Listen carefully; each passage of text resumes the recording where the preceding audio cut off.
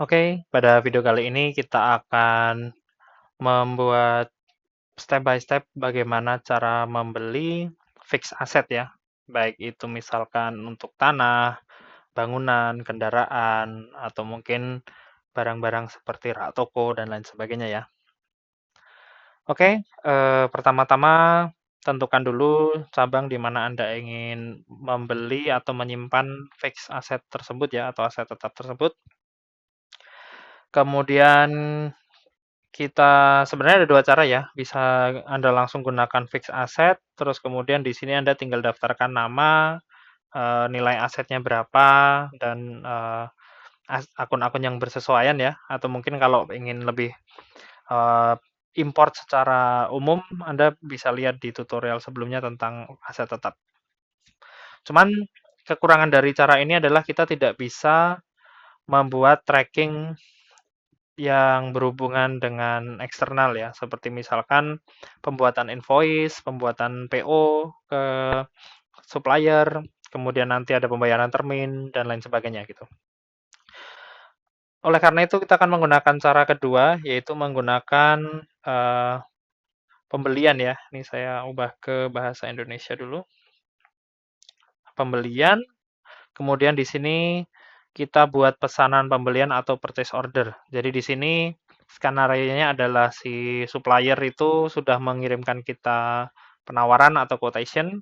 Misalkan kita akan membeli katakanlah rak toko gitu ya untuk keperluan toko kita atau di display gitu ya.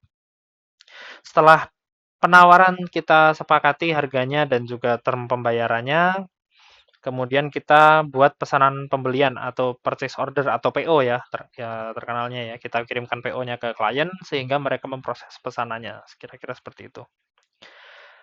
Eh, pada skenario ini kita akan membahas bagaimana pembeliannya itu menggunakan metode lamsam supaya lebih sederhana dan cepat ya tutorialnya. Untuk metode lain, teman-teman bisa cek di tutorial yang lainnya atau mungkin bisa juga cek untuk metode lainnya di misalkan untuk pembelian barang dan jasa itu juga sebenarnya sama untuk step by step-nya. Oke, jenis dokumennya tentu saja di sini kita pilih aset tetap. Pemasoknya misalkan ini belum ada ya, misalkan kita beli raknya itu di bengkel bengkel las Sumber Jaya misalkan gitu ya. Ini bebas. Misalkan kategorinya peralatan gitu misalkan. Ini bebas saja sih untuk dokumentasi aja. Kemudian nomor PO-nya ini karena udah ada PO yang lain, kita gunakan yang baru ya, 004 misalkan dibuat oleh Pak Budi, misalkan dari bagian pengadaan misalkan. Oke, jika sebelumnya sudah pernah membeli barang yang sama, teman-teman bisa menggunakan tambah aset tetap ya. Atau teman-teman bisa buat baru di sini, misalkan kode asetnya adalah 003 gitu ya. Ini karena si bengkel las Sumber Jaya ini belum pernah kita beli di sana, makanya belum pernah ada aset yang terdaftar ya. Tentunya untuk pembelian selanjutnya teman-teman nanti bisa langsung tambah aset dan gunakan gitu ya. Misalkan rak toko ukuran besar misalkan. Harganya saya nggak terlalu apal ya, harga rak toko misalkan 20 juta lah. Custom gitu misalkan dengan kualitas yang bagus. Akun asetnya rak display, ini tentunya sudah ada ya. Jika belum ada teman-teman tentunya bisa buat dulu di bagan akun ya untuk aset-aset yang belum ada. Depresiasi juga rak display, bebannya beban penyusutan peralatan ya. Beda lagi nanti misalkan ada pemeliharaan atau misalkan pengecatan atau apa mungkin nanti akan kita gunakan yang pemeliharaan. Untuk perbedaan peralatan dan juga perlengkapan, jadi kalau peralatan itu dia alat yang bisa dipakai untuk jangka panjang ya sebagai aset. Kalau perlengkapan tuh sekali pakai, misalkan alat tulis kantor, kertas, dan lain sebagainya. Terus di sini modal di store, cuman ini sebenarnya mungkin kurang dipakai ya karena kita kan membeli ya. Jadi ini nanti mungkin kepakai kalau misalkan untuk mendaftarkan di awal-awal kita mendaftarkan secara massal gitu ya. Oke, kita buat. Kita pesennya cuma satu, harganya 20 juta, katakanlah diberi diskon oleh klien atau supplier kita itu 5% gitu ya. Pajaknya default 11%. Oke, kemudian Anda bisa terbitkan. Di sini teman-teman bisa cetak ya. Tentunya ini bisa teman-teman kirim ke supplier untuk apa ya, menandakan bahwa sudah deal dan pesanan sudah bisa diproses seperti itu ya. Nah, ini PO-nya ya. Oke. Oh, logonya saya lupa definisikan, jadi ini belum ada. Cuman oke lah ya. Oke, kemudian eh, proses selanjutnya ada dua ya. Teman-teman bisa menerima barangnya dulu baru ditransfer atau ditransfer dulu baru menerima barangnya, itu tentunya kesepakatan bersama ya. Dan ada baiknya teman-teman tulis di PO ini tadi ya, syarat pembayaran, misalkan barang diterima dulu dengan syarat pembayaran berapa persen, seperti itu ya. Oke, katakanlah kita transfer dulu secara lamsam, kemudian nanti baru dikirimkan barangnya ke toko kita gitu ya. Jadi di sini kita buat faktur pembelian. Ehm, kita refresh dulu.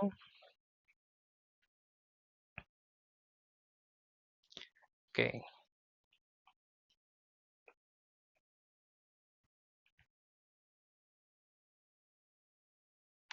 Oke, untuk debitnya kita gunakan rak display, kemudian, oh sorry, pertama kita tentukan dulu pembayarannya ya, karena ini adalah eh, lamsam atau pembayaran cash ya, kita gunakan pembayaran sekaligus. Di sini ada rak display, utang supplier ya, karena ini kan nanti akan kita akan memiliki utang dengan supplier setelah menerbitkan invoice-nya. Oh sorry, faktur pembelian ini adalah invoice untuk kita internal ya. Jadi ini nanti misalkan pada bagian pengadaan nanti ditagihkan ke bagian keuangan seperti itu ya. Di sini adalah debitnya. Oke, nanti untuk debitnya akan kita definisikan di sini ya untuk rak display. Oh sorry, ini untuk pajak ya. Untuk pajak adalah PPN masukan. Dokumennya jangan lupa untuk aset tetap. Ini sudah otomatis terisi. Invoice number-nya pastikan berbeda ya. Ini kan udah ada 003, 002. Sekarang kita gunakan 004 karena lansam. Kita tulis saja LS gitu ya, lansam. Oke, ini syarat dan ketentuannya silahkan teman-teman tambahkan ya. Misalkan transfer dulu maksimal berapa hari baru dikirim sekian-sekian, itu kesepakatan dengan supplier Anda ya. Oke, di sini harganya mengikuti tentunya dari PO-nya, kemudian Anda terbitkan, dan Anda bisa cetak dan kirim ke bagian finance Anda ya secara internal untuk melakukan pembayaran ke supplier. Kemudian misalkan Anda eh, sudah membayarkan ya, bagian finance sudah membayarkan, teman-teman bisa buat di sini yaitu untuk pembayaran pembelian atau purchase payment. Di sini sudah terisi semua, katakanlah transfernya itu dari bank BCA gitu ya. Metodenya transfer,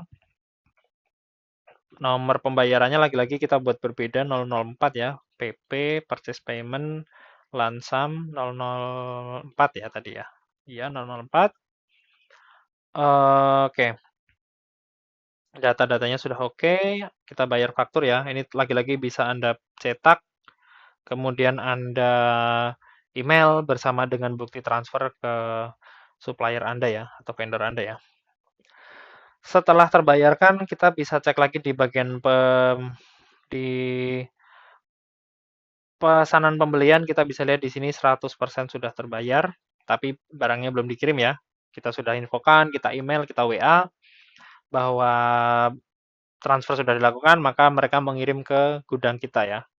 Gudangnya tentu saja kita pilihnya adalah sorry, ketika barang itu sudah sampai di gudang kita, maka kita buat yang namanya adalah penerimaan barang. Nah, ini adalah tanda bukti bahwa kita sudah menerima barang gitu ya.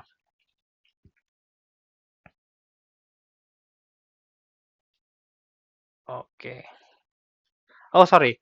Karena ini aset tetap, di sini tidak ada gudangnya ya. Karena misalkan kita membeli membeli rumah atau membeli tanah gitu kan, kita tidak perlu informasi gudang. Jadi di sini kita tidak perlu menginput informasi gudangnya. Oke, nomor penerimaannya ini tentu saja juga berbeda ya. Misalkan GR 004 gitu ya. Oke, misalkan ini diterima di gudang mana atau diterima oleh satpam misalkan seperti itu ya. Simpan penerimaan barang. Setelah itu kita bisa cek di sini sudah 100% diterima dan 100% terbayarkan. Kita bisa cek juga di bagian aset tetap. Di sini ada rak toko ukuran besar ya. Ini yang kode yang kita buat tadi dengan harga sekian, garis lurus, dan jumlahnya 1 ya. Jadi kalau nanti teman-teman beli lagi, eh, otomatis nanti jumlahnya akan tambah ya. Cuman ketika kita tadi melakukan pesanan pembelian, tentunya aset tetapnya itu datanya belum lengkap ya, itu hanya data-data dasar yang kita butuhkan untuk pembelian.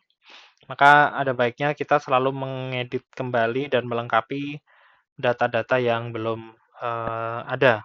Jadi misalkan di sini ada kategorinya ada bangunan, kendaraan, terus misalkan peralatan gitu ya.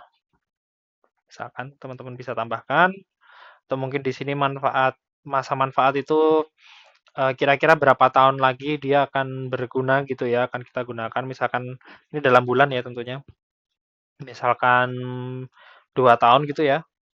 Ini fungsinya untuk menghitung depresiasi. Jadi nanti ketika 2 tahun sudah berlalu, ketika kita menghitung depresiasi di proses akhir bulan ini sudah tidak dihitung lagi ya. Untuk akun-akunnya sudah disesuaikan dengan yang kita pilih tadi.